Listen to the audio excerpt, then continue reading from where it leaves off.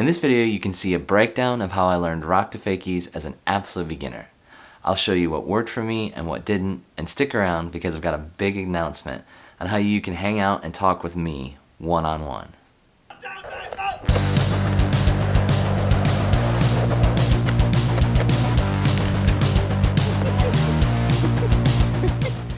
Hi, I'm Josh Meduri. I'm 37 years old, I've got 4 kids, and all kinds of crazy commitments. Despite all that, I started skateboarding about 3 years ago, and it genuinely changed my life. I want everyone to be able to experience how much fucking fun you can have skating. That's why I'm sharing my journey of learning to skateboard. What works for me, and what doesn't, so you can learn to skate, or get motivated to try something new, and have so much damn fun you can't stop smiling. So, I'm not quite sure why I decided this would be one of my first coping tricks. I regularly meet skaters that have years of experience that either still don't have them or say it's one of the harder tricks they've learned. The whole experience of learning to control your speed and not come out too far, and then popping a manual and riding fakie back down the ramp, which kind of feels like you're flying backwards on 2 wheels, is pretty fucking terrifying. So while I'm glad that I stuck it out, I wouldn't necessarily recommend that this be one of the first tricks you try. Even though they aren't the easiest, they are a great starting point to learn other tricks from.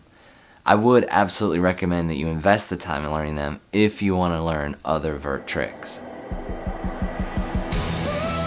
So the fear and legit danger of rock to fakies are the hang-ups. If you don't really unweight your front foot, this is what happens. And then you'll end up with some of these beauties.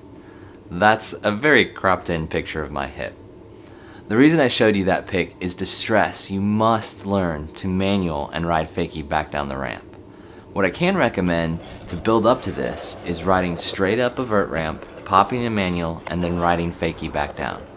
It's critical to understand you don't have to hold the manual, but just pop it up over the coping and then comfortably set it back down. Rinse and repeat this maneuver until you feel pretty comfortable, and you'll likely avoid turning your hips pretty shades of purple, green, and yellow like I did. And sweet baby Satan, if at all possible, find a smaller mini ramp, preferably one made out of wood, to make your falls not hurt so much.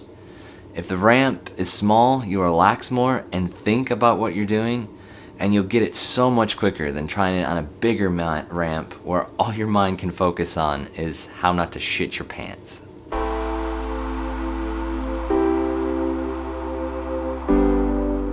This video is sponsored by you, actually. I hate ads, and I really wanted to avoid turning this video into yet another Squarespace billboard. If you don't want that either, then please take a second and support me on Patreon. There's a bunch of cool shit there, like being able to pick what I should make the next video on, one-on-one sessions with me, and a bunch of other cool stuff. Just please go check it out at skateeverythingproject.com. Even a couple bucks a month can really help me feed my kiddos and allow me to make more videos for you. One of the biggest breakthroughs for me, and something that took me months to figure out, is pulling my front foot or leg back into my body in order to get the front wheels over the coping, not leaning back. Leaning back will just cause you to fall and destroy your hip. For me, it was almost really important to almost exaggerate in my mind the unweighting or pulling that front foot up towards my body. But the back foot is actually what is pivoting the board up though. Because gravity is pulling you back down the ramp, it's actually a very quick movement and pretty easy if you can get over your fear. So speed is one of the critical elements here. You're basically just trying to get enough speed to get your board halfway out of the ramp, or the center of your board right on the coping. The halfway is key because you don't want to just barely get your front trucks over the coping, otherwise you're likely to hang every time. I'd also recommend trying to think of an old school seesaw. The seesaw is directly in the middle of the board, and the natural progression of the trick is for you to actually put a little bit of weight on the front and rock it forward until those front wheels touch.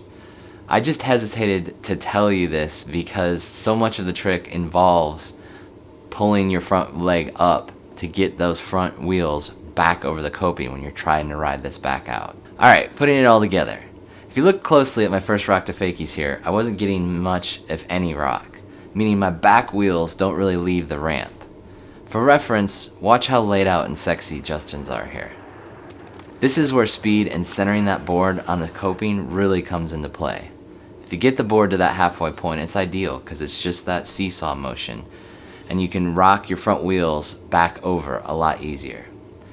That rock serves another purpose of stalling and giving you time to get it over the coping. To start this process, I think all you really need to do is just start getting a little bit more pressure on your front foot until you can fully rock it and touch those front wheels.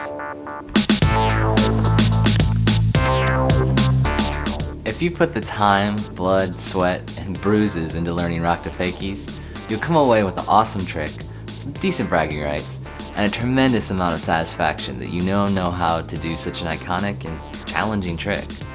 I'd really love to know what's your advice on learning rock to fakies though. Please leave a comment down below and help me and your fellow skaters out if you have a technique or even a video that you recommend.